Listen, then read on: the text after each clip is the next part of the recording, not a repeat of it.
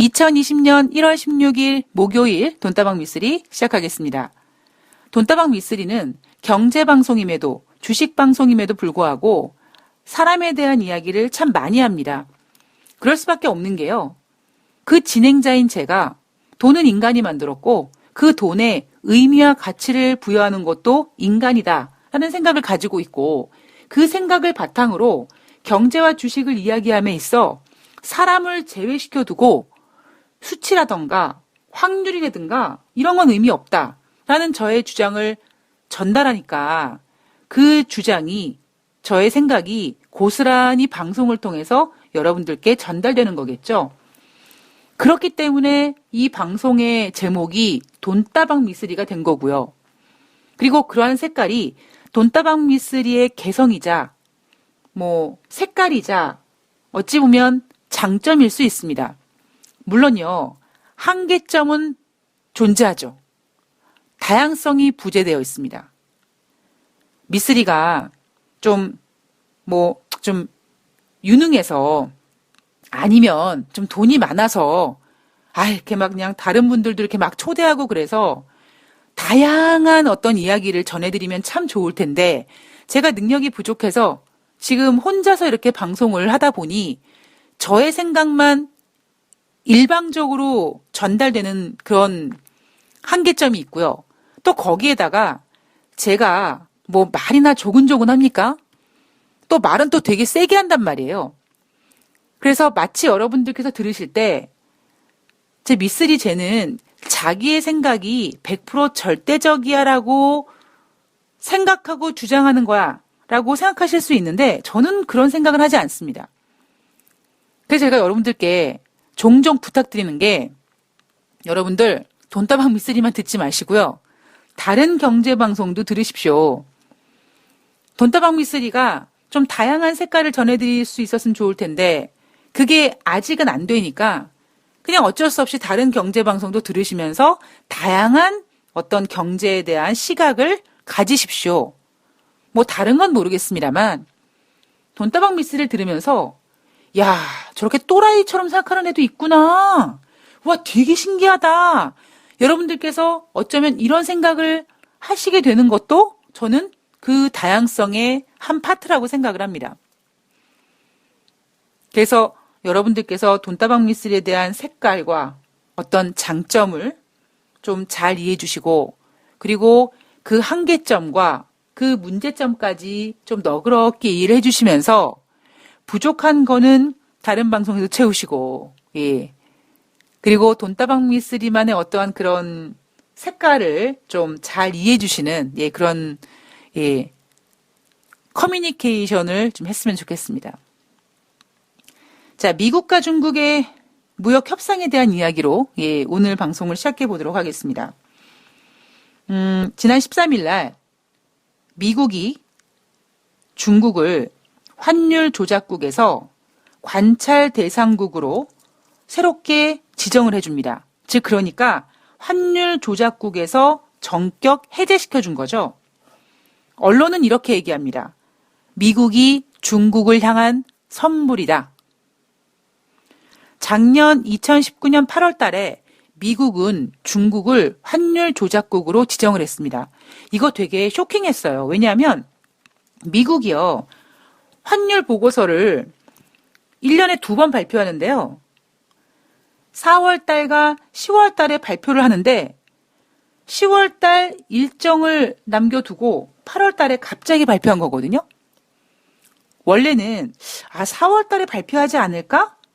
근데 4월 달에 발표하지 않으면서 미국이 중국을 환율 조작국으로 지정할 건데 좀 고심하고 있나 봐. 그럼 5월에 하려나 보다. 그래서 4월이 아니라 5월에 발표한다. 이런 언론 보도가 있었고요. 실제로 작년 4월이 아니라 5월 달에 미국은 환율 보고서를 발표했습니다. 그러나 5월 달에 발표한 환율 보고서에는요. 중국이 환율 조작국으로 지정되어 있진 않았습니다. 그런데 5월 달엔 지정시키지 않던 미국이 10월 달이 아니라 8월 달에 전격 중국을 환율 조작국으로 지정한 거죠. 자, 원래 미국이 환율 보고서를 통해서 다른 나라 국가들을 환율 조작국으로 지정할 때 그 전제 조건이 뭐냐면 대미 무역 수지 흑자 200억 달러를 초과하고 and 경상 수지 흑자 GDP 대비 2.0%를 초과하고 and 외환시장 달러화 순매수 비중 GDP 2.0%를 초과했을 때, 즉 이 세 가지의 조건이 모두 부합했을 때 미국은 그 나라를 환율 조작국으로 지정할 수 있습니다. 이 세 가지 조건 중에 뭐 한 가지 혹은 두 가지가 부합되지 않으면 관찰 대상국으로 지정하게 되고요. 우리나라는 관찰 대상국에 지정되어 있습니다. 자, 이번에 미국이 중국을 환율 조작국에서 관찰 대상국으로 다운시켜 주면서 이렇게 얘기합니다. 중국을 잘 봤더니 말이지, 이 세 가지 조건 중에, 이 대미 무역 흑자가 4,010억 달러, 요거 한 가지만 충족되고, 나머지 뭐 경상수지 흑자 GDP 대비 2.0%, 외환시장 달러와 순매수 비중 GDP 대비 2.0% 초과하는 거 여긴 아닌 거야. 즉, 세 가지 조건 중에서 하나만 부합됐네? 이 중국, 니네 관찰 대상국 해? 이렇게 한 거죠. 자, 이게 언뜻 들으면,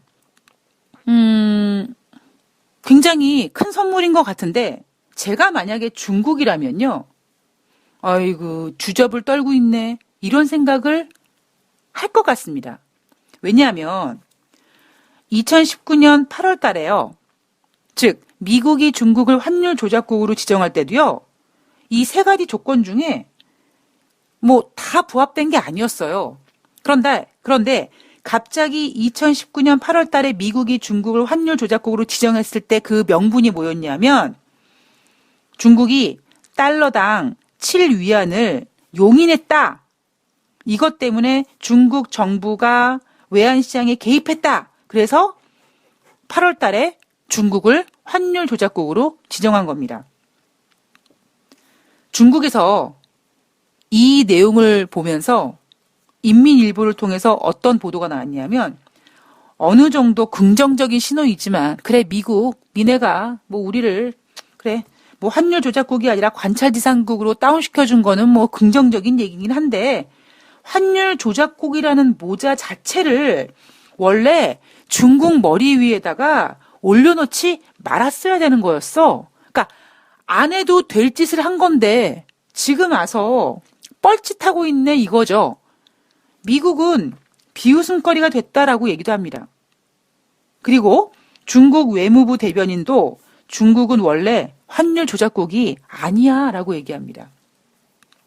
자, 이렇게 이번 주 1월 15일 날 미국과 중국의 무역 합의를 앞두고 미국이 중국을 환율 조작국에서 관찰 대상국으로 다운시켜주면서 와, 미국과 중국이 쟤네가 정말 뭔가 하나보다. 와, 분위기 좋다. 이런 분위기를 만들었습니다. 누가요? 트럼프 대통령 행정부가.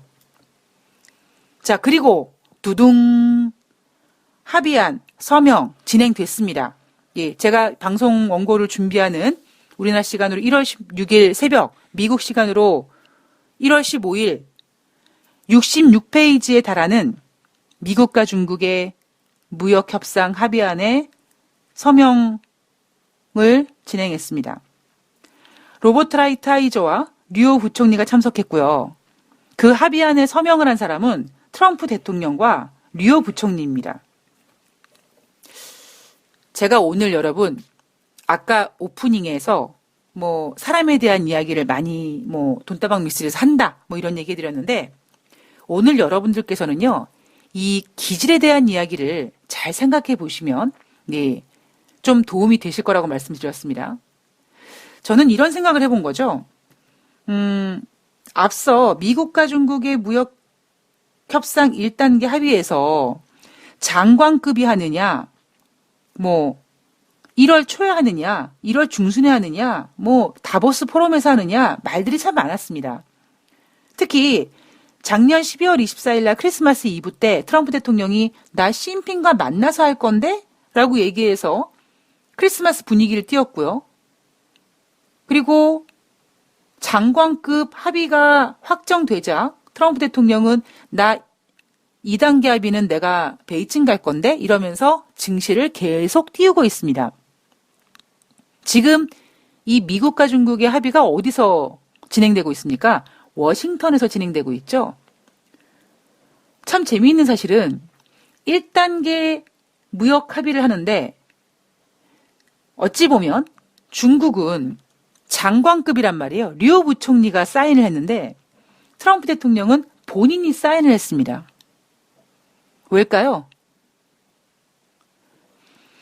분명히 로버트 라이트 하이저가 그 합의안을 합의하고 이제 서명하는 그 자리에 있었음에도 불구하고 정작 사인은 누가 했습니까? 트럼프가 했습니다. 저는 이거 트럼프 대통령이 일부러 계획한 거라고 생각합니다. 왜요? 시장에다가 1단계 합의를 의미 있게 보여주기 위해서 장관급보다는 정상급이 훨씬 더 제가 의미 있다고 말씀드렸잖아요. 그래서 앞서서 뭐 1월 초에 장관급 합의를 하느냐 아니면 1월 중하순 다보스 포럼에서 정상급을 하느냐 정상급이지만 기간이 밀린다 이런 이야기를 해드렸습니다.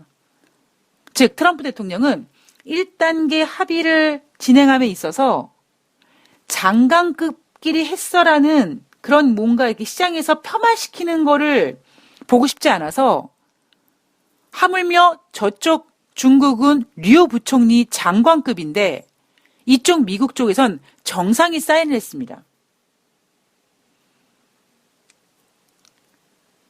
저는 이거 트럼프 대통령이 굉장히 계획해서 했다고 생각합니다. 1단계 합의를 장관급으로 끝날 거를 어찌 보면 반쪽뿐인 정상급이지만 정상급으로 끌어올리면서 시장 분위기를 띄우는 거죠. 그리고 미국과 중국의 1단계 합의가 결코 니네 시장에서 생각하는 그런 뭐 싸구려 합의가 아니야. 뭐 어떤 스몰 딜이 아니야. 의미 있단 말이야. 이런 거를 부여하려고 하는 거겠죠.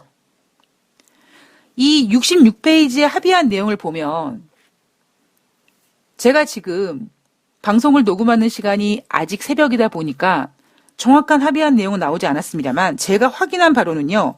중국은 미국산 농산물 500억 달러를 포함해서 매년 약 2천억 달러의 미국산 제품을 구입해 주기로 약속했다고 합니다. 대신에 미국은요. 지난 12월 15일부터 부과하기로 했던 1,200억 달러에 대한 관세 원래 15%에서 인상되기로 했었는데 인상이 아니라 15%에서 7.5%로 다운시켜줬고요. 그리고 나머지 아직 2,500억 달러에 대해 25% 관세는 유지되고 있다 보니까 이 부분에 있어서는 2단계 합의에서 진행하기로 했다라는 내용이 66페이지 합의안에 포함이 됐다고 합니다. 그리고 2단계 안에는요. 2단계 합의가 진행될 때는요. EA, EP, EC 이렇게 세부 단계로 나눌 거라고 합니다. 제가 오늘 여러분 기질에 대한 이야기를 한다고 했습니다. 제가 앞서서 아니 언제부터 미국과 중국의 합의가 1단계, 2단계, 3단계며 그죠? 1단계, 2단계, 3단계로 나누는 이유가 뭡니까? 1단계가 끝나면 2단계가 또 할 거거든.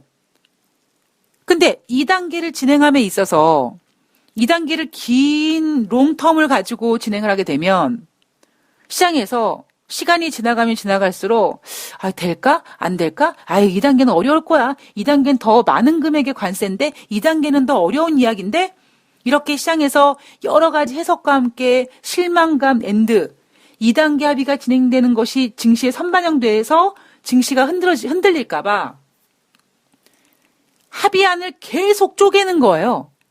그래서 1단계 됩니다. 자, 1단계 끝나면 2단계예요. 자, 2단계. 자, 긴장 풀지 마시고요. 자, 2단계 끝나면 3단계 갑니다. 자, 3단계 끝나면 이렇게 계속 단계로 쪼개는 이유가 뭐 때문입니까? 트럼프 대통령 행정부가 증시를 훼손시키지 않기 위함입니다. 근데 제가 오늘 방송을 준비하면서 어떤 생각이 들었냐면, 우리는 참, 예, 뭐 저를 포함해서 지금 이 증시에 참여한 모든 투자자들은, 트럼프 대통령의 꼭두각시 같은 느낌이 들어요. 그러니까 트럼프 대통령이 막 흔드는 거에 우리가 막 흔들리는 듯한 느낌이 듭니다. 상당히 기분 찝찝하고 더럽습니다. 왜냐하면 그 기질 때문에 그래요. 자, 계속 이 내용을 이어가도록 하겠습니다. 스티븐 무누신 재무장관이요. 관세 인하 시기와 11월 선거 사이에 아무런 연관성이 없어라고 얘기했습니다. 이거 왜 그랬을까요? 트럼프 대통령이 앞서 그랬잖아요. 앞서 언제 그랬습니까? 이란 문제를 무력이 아니라 경제 제재로 처리할 거야라고 얘기하면서 증시를 무너뜨리지 않게 붕 띄운 다음에 거기다가 근데 2단계 합의는 11월 대선 이후에 할 거야라고 하나 갖다 살을 붙였죠. 제가 앞서 방송에서 트럼프 대통령은 어떤 문제가 터지면 그 문제를 약간 봉합시키면서 또 시장에 있는 다른 문제를 또 갖다 끼워 붙이고 또 그 문제가 또 뭔가 부각되면 또 그 문제를 봉합하면서 또 다른 문제를 갖다 끼워 붙이고 이런 지금 수법을 쓰고 있다. 이란 문제가 무력이 아니라 경제 제재로 나쁘지 않게 전개될 거라고 시장에서 투자자들이 흥분하고 있는 그 찰나에 트럼프 대통령은 아주 조용히 야야야 2단계 합의는 그렇게 쉽게 되지 않을 거야. 11월 달 이후에 할 거야. 이렇게 던져놓은 거죠. 근데 우리는 그때 이란 문제가 경제 제재로만 끝날 거라는 거에 흥분해서 그 다음을 크게 보지 못했습니다. 이거를 정확하게 캐치하고 있는 게 트럼프 대통령이에요. 자, 그러자 스티븐 무누신 재무장관이 11월 달 선거와 2단계 관세 인하 이거 의미 없어. 이 얘기 왜 했습니까? 혹시 어차피 스티븐 무누신 재무장관이나 레리 커들로 백악관 국가경제위원장이나 다 트럼프 대통령 똘마니들이에요. 그러면 최소한 시장에서 야 이제 1단계 합의했으니까 2단계는 아유 올해 이제 연말쯤이나 가서 되겠네. 아유 그 긴 기간을 어떻게 이렇게 실망할까봐 스티븐 무누신 재무장관이 야 그거 신경 쓰지 마. 이렇게 시장을 이렇게 예 뭐라 그럴까요? 띄운 거죠. 대신에 양국이 2단계 합의 이루기 전에 중국이 관세 인하를 얻어내지 못할 것이다. 이런 얘기도 했습니다. 물론. 자, 또 하나. 이번 합의 사항에 어떤 내용이 있냐면 만약에 중국이 합의 사항을 이행하지 못한다면 관세를 다시 부과하는 방침을 포함시켰습니다. 90일 이내에 중국이 혹시 그 합의안에 대한 내용을 이행하지 못하면 다시 미국이 관세를 다시 부과할 수 있고 거기에 중국은 보복하지 못한다라는 항목이 포함됐다고 합니다.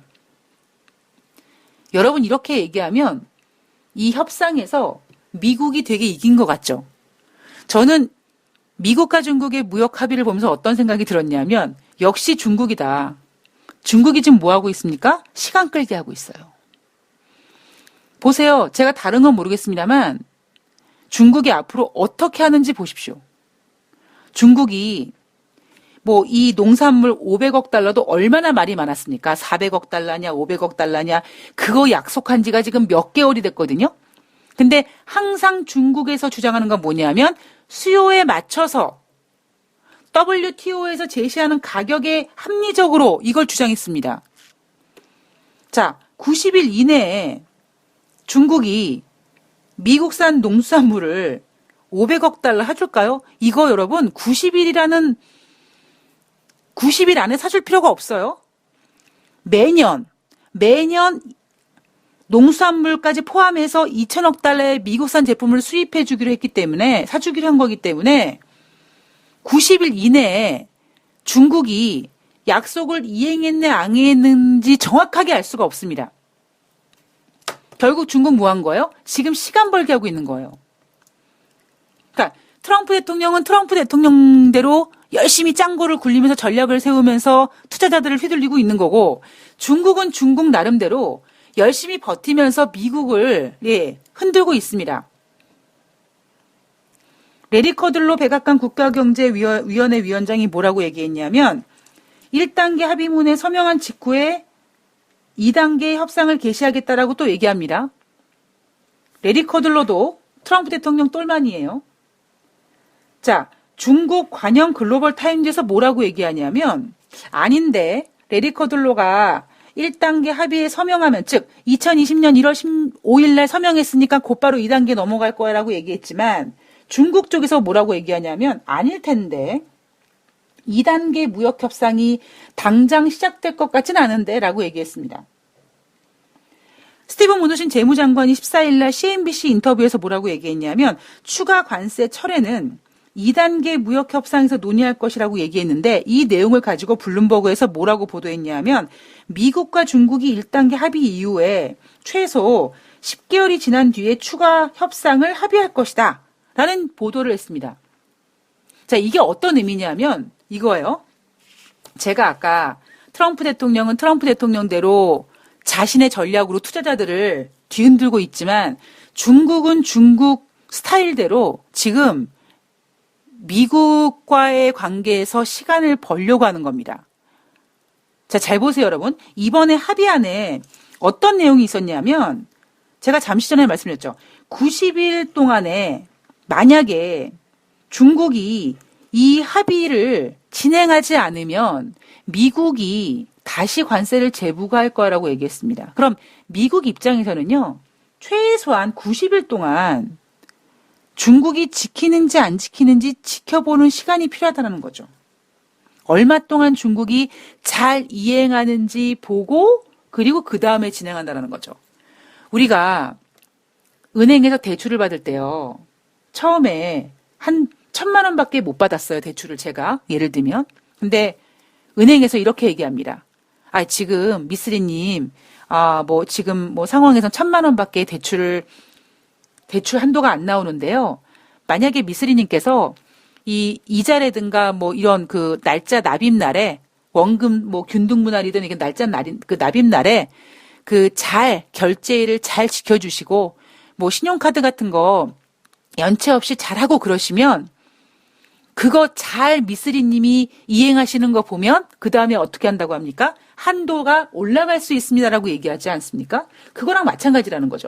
즉 1단계 합의를 딱 끝내자마자 2단계를 바로 들어간다는 얘기는 중국이 그 합의안을 지키지 말란 얘기나 마찬가지거든요. 그러니까 미국 입장에서는 어디 니네 중국 지키는지 안 지키는지 쳐다볼 거야? 라고 했으니까 바로 당장 2단계를 들어가는 게 아니라 최소한 중국이 이행을 하는지를 지켜보고 들어갈 거라면 시간이 필요하다는 겁니다. 그거를 트럼프 대통령은 11월 이후에 할 거야. 즉, 나 재선 된 다음에 할 거야 라고 어찌 보면 니네 나 대통령 찍어 이렇게 압박도 한 거고 어찌 보면 잘난 척도 좀 한 거고 약간 그런 거고 스티븐 무누신 재무장관이나 레리 커들로 백악관 국가경제위원장은 시장을 무너뜨리지 않기 위해서 1단계 끝나면 2단계 될 거예요. 근데 2단계가 또 바로 되는 건 아니에요. 이렇게 둘의 어떤 그 트럼프 대통령 두 똘마니가 서로 말들을 이렇게 살짝 어긋나게 하면서 시장을 이렇게 균형을 잡아주는 거죠. 이게 뭡니까? 이게 바로 미국과 중국의 무역 협상이에요. 그리고 다시 말씀드리지만 1단계 합의가 됐잖아요. 2단계는 분명히 EA, EB, EC 이렇게 세분화된다고 합니다. 여러분 이 세분화가 주는 의미가 뭐냐면 여러분 EA 시작한다. 이 A가 잘 되느냐 안 되느냐 하면서 이 A가 되는데 이 B는 될까? 이 B 됩니다. 이 과정에서 여러분들이 한번 휘둘릴 생각을 한번 해보세요. 어쩌면 우리가 그동안 18개월 동안 진행됐던 미국과 중국의 무역 합의 1단계가 합의가 됐다고 하지만 우리가 그동안 18개월 동안 흔들렸던 그 휘둘림보다 더 심한 휘둘림을 당할 가능성이 꽤 높습니다. 자, 트럼프 탄핵으로 한번 넘어가 볼까요? 14일 날 미국 하원에서 트럼프 대통령에 대한 탄핵 소추안 관련된 새로운 증거를 추가적으로 공개했습니다. 물론 우크라이나 스캔들 관련된 내용이죠. 이번에 제출된 새로운 증거는 미국인 사업가 레프 파르나스가 제출한 부분인데요. 우크라이나 대통령이 조 바이든 전 부통령 사건을 조사하겠다고 하는 내용의 자필 메모, 요거 사본, 카피본, 그리고 뭐 이메일, 암호, 기타 등등. 그리고 그 외에도 지금 민주당 하원에서는 열심히 추가 증거를 지금 수집하고 있다고 합니다. 낸시 펠로시 하원 의장이 뭐라고 얘기했냐면 미국 국민들은 증인과 서류 없이 재판을 시작하려는 상원의 움직임을 정치적 은폐로 받아들일 것이다 라고 얘기했습니다. 그리고 추가 증거를 계속 수집한다고 얘기했고요. 미국은요, 지금 현재 15일 날, 미국 현지 시간으로 15일 날 탄핵 소추안을 하원에서 상원으로 송부가 되었습니다. 그리고 미국 하원에서는 탄핵 심판에서 검사 역할을 맡게 될 소추위원을 7명 지명했습니다. 자, 이렇게 낸시 펠로시가 애덤 쉬퍼 하원 정보위원장을 포함한 7명의 소추위원을 지명하자 트럼프 대통령은 아무것도 하지 않은 민주당이 또 다른 사기에 나섰다라고 비판했습니다. 자, 이게 트럼프 대통령의 탄핵 진행 상황이에요. 민주당 하원에서 추가적인 우크라이나 스캔들 관련된 증거를 많이 지금 뭐 더 수집하고 있고, 낸시 펠로시가 상원에서 하려고 하는 저 은폐는 증인도 없고 서류도 없고 그냥 지네 공화당이 트럼프 대통령 보호하려고 하는 짓이다라고 주장을 하지만, 어쨌든 민주주의인 미국 국가에서 상원에서 트럼프 대통령이 탄핵이 되는 걸로 표결이 되기는 어렵죠. 자, 그렇다면 제가 앞서도 만약에 상원에서 트럼프 대통령의 탄핵이 부결된다면 트럼프 대통령이 그동안 어찌 보면 좀 트럼프 대통령을 이렇게 족쇄를 차고 있었던 탄핵에 대해서는 자유로울 수 있다. 그래서 엄청나게 자랑질을 할 것이다 라는 이야기 해드렸습니다. 그런데 문제는 뭐냐면 여러분, 그걸로 끝날까요? 사람의 마음은요, 우리가 뭐 팬심 같은 것도 있지 않습니까? 뭐 팬심, 뭐 사람의 마음, 뭐 이렇게 얘기하는데, 제가 어떤 연예인을 막 좋아해요. 그러다가 한순간에 그 연예인이 예를 들면 내 마음에 별로 안 드는 뭔가를 했어요. 그러면 바로 등 돌리는 게 팬심입니다. 팬심도 마찬가지지만 사람의 마음이 팬심인 거죠. 그 얘기는 뭐냐면, 만약에 지금 상원에서 탄핵 소추안이 부결되더라도 11월 달 미국 대선 전까지 혹여 민주당에서 계속적으로 우크라이나 스캔들 관련돼서 무언가 추가적으로 터뜨린다든가 하면 지금 1월 달부터 11월 달 전에 미국 국민들의 마음은 바뀔 수 있다라는 겁니다. 법적으로 탄핵은 안 될지언정 그 한 11개월 정도 진행되는 과정에서 미국 국민들이 야, 트럼프 대통령 정말 저거 했네? 야, 이런 거 있잖아요. 왜? 와. 이렇게 민주당이 계속 바람을 넣을 겁니다. 자, 트럼프 대통령 탄핵 문제. 탄핵 소추안이 상원에서 부결될지언정 민주당은 앞으로 계속 이걸 가지고 트럼프 대통령 흠집내기를 할 가능성이 높습니다. 왜냐하면 국민들의 마음이 변하길 바라면서. 자, 여기에다가 미국 경제에 대한 이야기를 해보죠.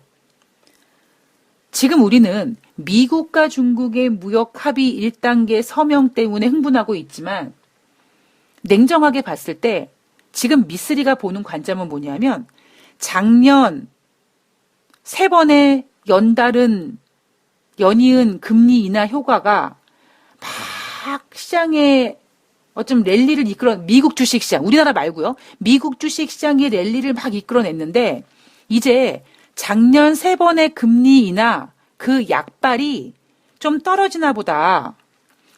물론 지금 미국 경제가 그렇게 좋지 않으면 연준이 금리를 결코 인상하지 않겠구나 라는 기대감도 당연히 존재합니다만 지금은 연준이 그래 미국 경제가 좋으니까 금리를 인상하지 않을까? 이거를 염려할 게 아니라 작년에 3번 금리를 인하했는데 여기에 대한 약발이 이제 닿았나? 이걸 우리가 고민해 봐야 된다는 거죠. 앞서서 여러분 뭐가 있었습니까? ISM에서 발표되는 12월 달 PMI 제조업 지표가 47.2가 나왔습니다. 이게 기준이 50인데 47.2는요. 미쓰리가 예전에 유럽에서 47 정도 나왔을 때 뭐 각반에서 꼴등을 불러다 놓고 한 반을 만들면 뭐 그중에도 1등부터 꼴등이 있다. 그랬을 때가 미국이 51, 52, 53이었고요. 중국이 50 막 그랬고 유럽이 47 나왔을 때 제가 그런 얘기를 해드렸습니다. 지금 그때 유럽이 기록했던 47.2라는 포인트를 미국이 지금 그 지표를 기록하고 있는 거예요. 자, 미국 12월 달 제조업 PMI 지표 47.2 나왔죠. 거기에다가 자, 고용 지표 보겠습니다. 뭐 비고용 지표가 14만 뭐 몇천 명 나왔다. 미쓰리가 그러죠? 미쓰리 기준으로 미국 고용이 정말 좋으려면 최소 18만 19만 건이 나와야지만 미국 고용이 좋구나라고 이해할 수 있고 인정할 수 있고 두 번째 가장 문제되는 거 바로 뭡니까? 임금 상승률이 부진하다라는 점. 2019년에 미국의 고용 지표에서 평균 임금 상승률이 제대로 나와본 적이 한 번도 없다라고 제가 했습니다. 이번에도 마찬가지였고요. 자, 실업률 3.5%? 경제가 안 좋아지면 그냥 내가 눈높이 낮추고 악착같이 취직해서 돈 벌려고 한다니까요. 이게 경제가 안 좋아지면 안 좋아질수록 실업률이 떨어진다니까요.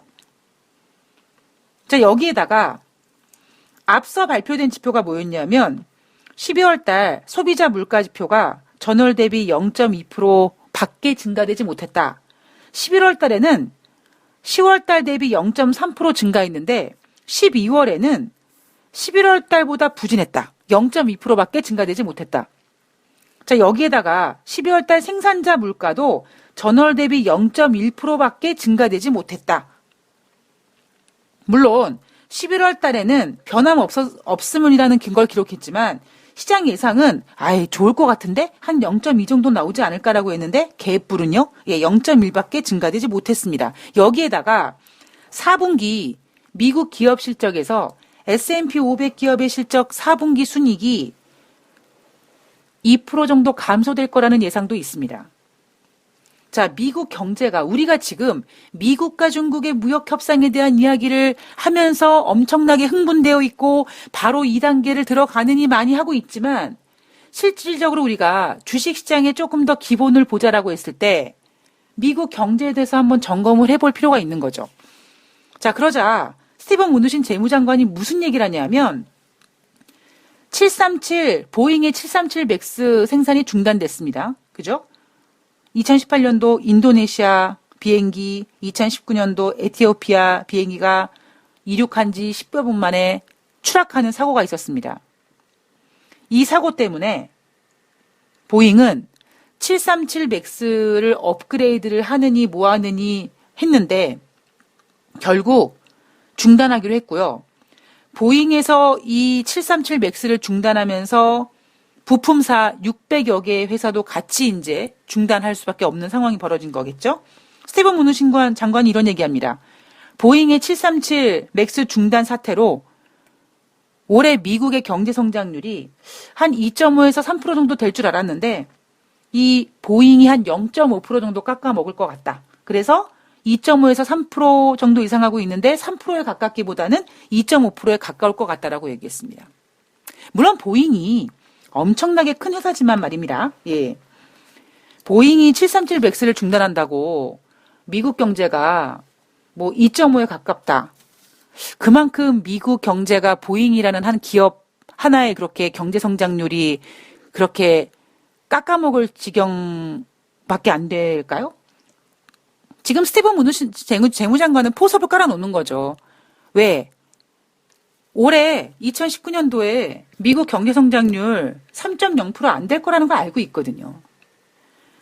맨 처음에 트럼프 대통령이 되자마자 법인세 감면해주고 막 증시 좋고 막 그랬을 때도 그때 기록했던 최고치가 2.9%였는데 2.9% 넘기려면 그때보다 더 많은 에너지가 지금 필요한데 스티븐 무누신 재무장관은 2018년도에는 2.9%를 기록했지만 2019년도에는 미국의 경제 성장률 2.9% 어린 반푼어치도 없었습니다. 그죠?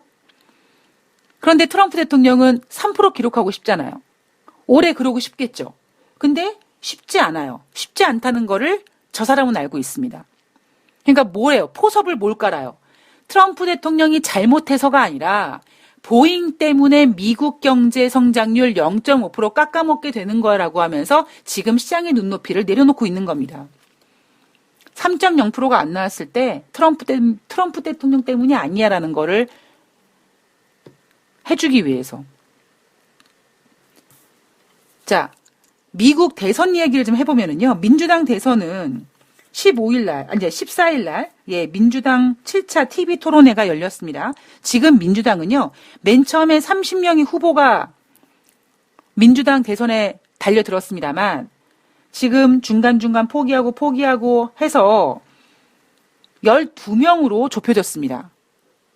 특히 최근에 코리 부커 상원의원이 미국 대선 경선에서 중도 이탈했습니다.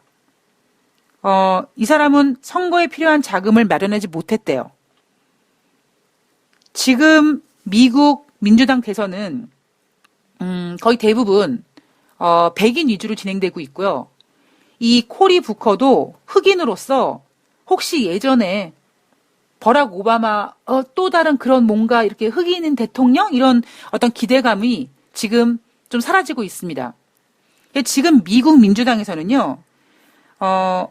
흑인 후보는 더발 패드릭 전 매사추세츠 주지사 한 명뿐이고요.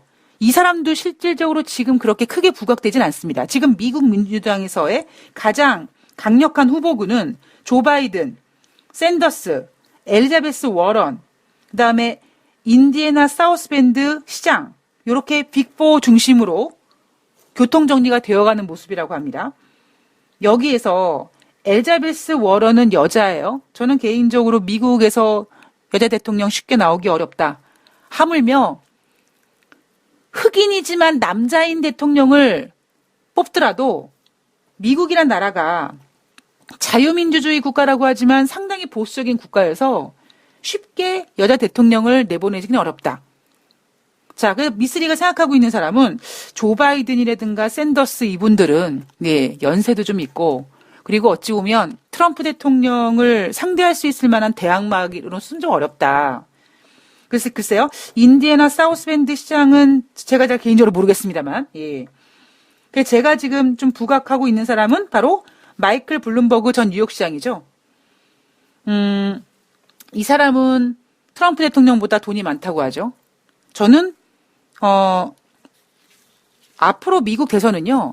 사실 흑인으로 미국 대통령 트럼프 대통령의 대항마가 되기 좀 어렵다고 보고 있습니다. 왜냐하면 지금 트럼프 대통령은 아메리카 퍼스트를 외치면서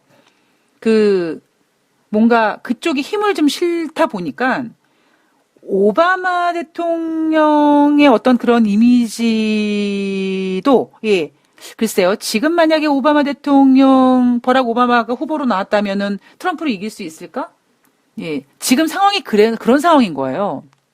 그러니까 어찌 보면 버락 오바마 대통령이 나올 때만 하더라도 미국 내에서의 어떤 그 문제, 그러니까 금융위기, 2008년도 미국발 금융위기 고사 때, 그러니까 미국 내 문제를 좀 해결하다 보니까 버락 오바마 대통령은 국민들에게 어찌 보면 꿈과 희망 이렇게 될 수 있어. 그래, 미국도 이렇게 흑인 대통령이 나와서 뭔가 이렇게 될 수 있어. 이런 걸 보여주는 희망을 제공한 대통령이었다면 트럼프 대통령은 완전히 이 돈 놓고 돈 먹기 경영인으로서 지금 시진핑과 맞짱을 뜨고 있거든요. 그러면 이렇게 강력한 성향을 가지고 있는 사람에게 제가 봤을 때는 조 바이든이나 샌더스 이런 분들은 약간 연세적인 분도 있고, 엘리자베스 워런은 여자로서 좀 그렇고, 그렇다면 저는 앞으로의 미국 대선은 돈과 돈 싸움이라고 보고 있습니다.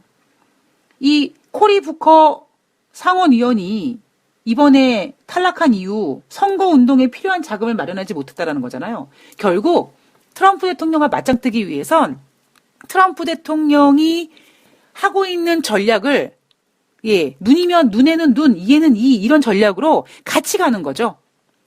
그러니까 민주당 쪽에서는 이 블룸버그 이 전 시장이 돈이 많아서 민주당 어떤 성향이랑은 좀 맞지 않아라고 하겠지만 오히려 지금 트럼프 대통령을 맞짱 뜰 수 있는 사람은 제가 생각했을 때는 마이클 블룸버그 전 뉴욕시장밖에 없다고 생각하는 거죠.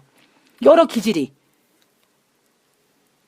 저는 개인적으로 마이클 블룸버그 저는 그리고 이분이 한국에 대해서 이렇게 좋은 이미지를 갖고 있다고 합니다. 제가 조사한 바로는 자, 제가 오늘 준비한 내용이 좀 많은데 어쨌든 글로벌 부채 문제가 있는데 이 얘기는 좀 나중에 해드리기로 하고요. 기질에 대한 이야기를 좀 정리를 해드리자면 제가 오늘 계속 기질기질 하고 있는데 저는 트럼프 대통령이 백악관에 들어가자마자 뭘 찾아봤냐면 트럼프 대통령은 과연 어떤 사람인가? 이 사람은요.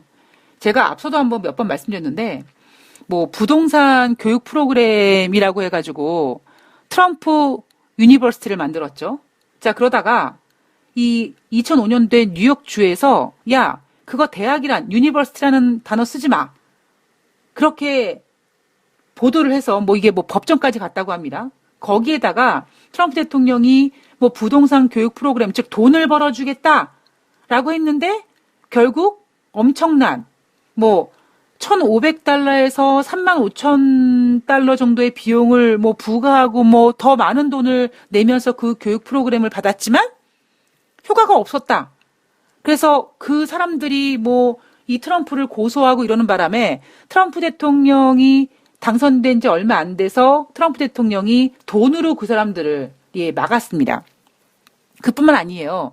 트럼프 대통령이 1996년도 미스 유니버스 조직회를 인수했습니다. 그래서 왜 방송 주요 스케줄 배정에서 미인대회를 하지 않느냐? 왜? 돈이 될 건데. 돈 되게 해야 되는데.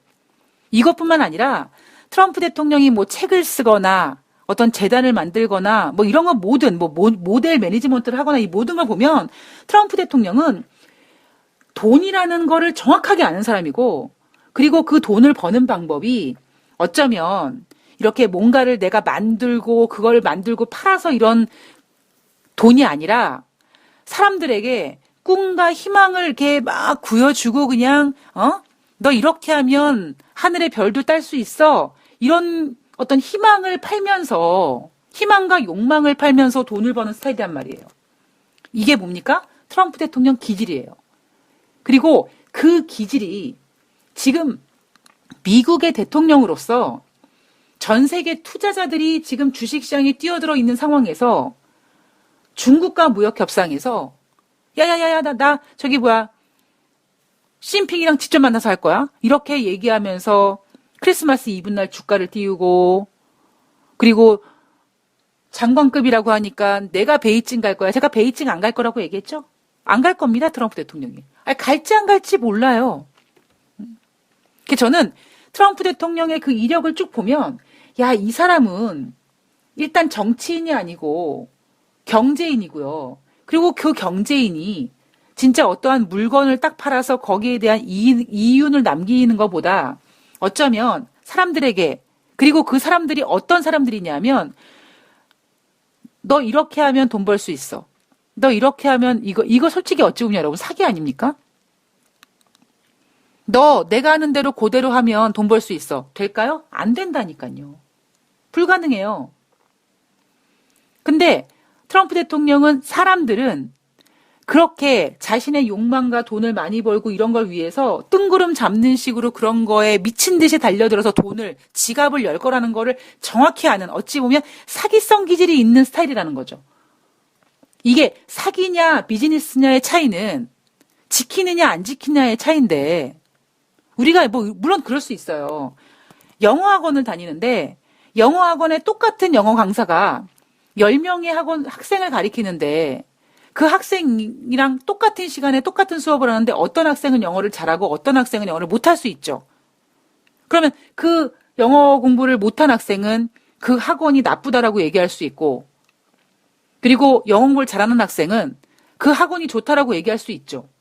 결국 그 얘기는 뭐냐면 다 각자가 본인들이 어떻게 하느냐에 따라서 바뀌고 성장하고 달라질 수 있는 게 인간인데, 대부분의 많은 인간들은 내가 개고생하고 내가 그렇게 하긴 싫고 좀 누가 그런 걸 알려주었으면 좋겠고 좀 어떻게 내가 좀 돈을 비용하더라도 좀 쉽게 갔으면 좋겠고, 그런 성향을 정확하게 캐치해서 그거를 그대로 이용해 먹는 사람이 트럼프라는 거죠. 옛날에 트럼프 대통령이 미인대를 인수하고 뭐 대학교를 만들고 뭐 재단을 만들고 모델 매니지먼트를 만든 건 뭐 그거는 뭐 자기의 뭐 주머니를 채우느라고 그럴 수 있다고 칩시다. 근데 제가 트럼프 대통령의 기질을 얘기하는 건 뭐냐면, 지금 트럼프 대통령의 저런 어떤 인간이 가지고 있는 욕망, 그 욕망을 좀 쉽게 이루기 위해서 편히 가려고 하기 위해서 뜬구름 잡는 식으로, 예, 그런 거에 대한 비용을 지불하려고 하는 그런 인간들의 성향을 정확히 캐치한 트럼프 대통령이 미국 대통령으로서 지금 글로벌 증시를 좌지우지하고, 미국 증시는 자기에게 유리하지 않게 무너뜨리지 않으려고 하고 있고, 나머지 투자자들은 여전히 휘둘리고 있습니다. 제가 아까 그랬죠. 미국의 2단계, 미국과 중국의 2단계 합의, 두 번째 합의는, 2단계 합의는 E, A, E, B, E, C, E, D 나뉠 거라고요. 여러분, A, B, C, D 진행되는 상황 속에서 얼마나 휘둘리시겠습니까? 트럼프 대통령의 기질을 잘 알아야지만, 예, 앞으로 중국과 미국 간의 무역 협상과 관련된, 그리고 그 이외의 모든 거, 제가 앞서서 이란 문제 터졌더니 뭐 어떻게 하고, 이란 문제 경제 제재로 커버하고, 또 뭐 미국과 중국의 무역 협상은 11월 달 이후로 한다고 얘기하고, 이렇게 계속 트럼프 대통령은 어떤 문제가 터뜨리고 그 문제가 증시를 무너뜨리지 않게 하기 위해서 봉합시키고 다른 문제를 또 터뜨리고, 이렇게 시장을 터뜨리고 봉합하면서 투자자들을 뒤흔들면서 자신에게 유리하게 갑니다. 물론 미쓰리 생각으론 트럼프 대통령이 원하는 대로 되지 않아요.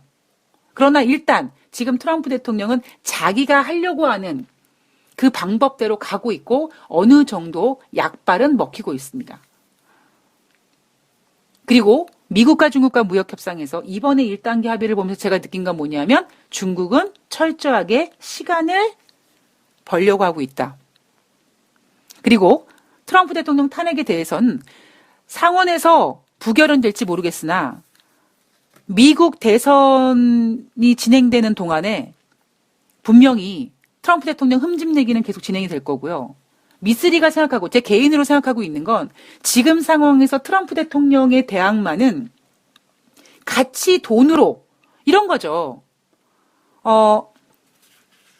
사람들 입장은요, 중국 입장이든, 뭐, 아니면, 뭐, 미국 국민들 입장이든, 트럼프 대통령이 아니라 저 사람이어도 괜찮을 것 같아.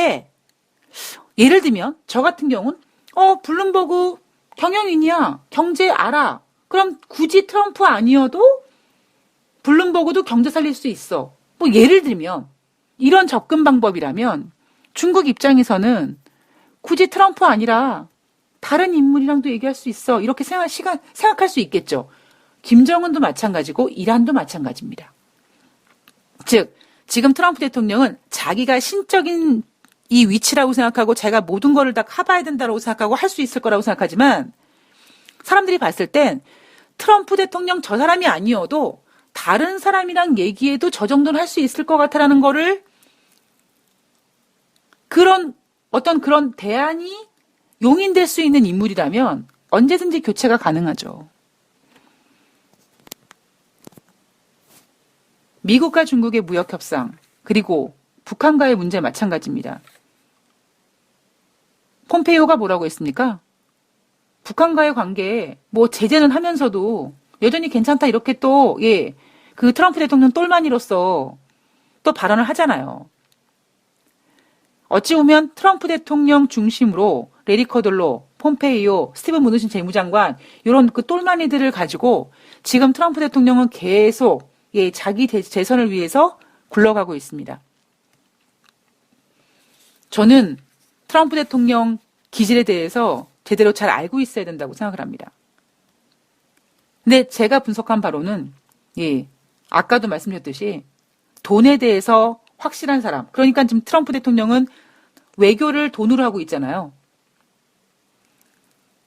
그리고 제가 외교를 돈으로 하는 건 관심이 없습니다만 트럼프 대통령이 가지고 있는 그 기질, 사람에게 희망과 욕망을 심어주고 거기에 몰빵을 하게 만드는 그런 기질이 주식시장에서 저를 포함한 우리들을 뒤흔들고 있다는 것이 솔직히 좀 기분은 안 좋습니다. 자, 미국과 중국의 무역협상, 예, 뭐 추가적으로 자세한 내용이 나오면 또 다시 다른 방송에서 준비해 드리도록 하겠습니다. 우리나라 증시, 예, 미국과는 좀 다르게 움직입니다, 여러분. 예. 외인이 사줘도 기관들이 패대기 칩니다. 그 패대기를 누가 삽니까? 개인들이 삽니다. 제가 20년 동안, 예, 절대로 변하지 않는 진리와 마찬가지다. 진리다라는 이야기를 해드렸습니다. 자, 여러분, 1월 16일, 오늘 또 증시 잘 보내시고요. 저는 다음 방송에서 뵙도록 하겠습니다. 고맙습니다.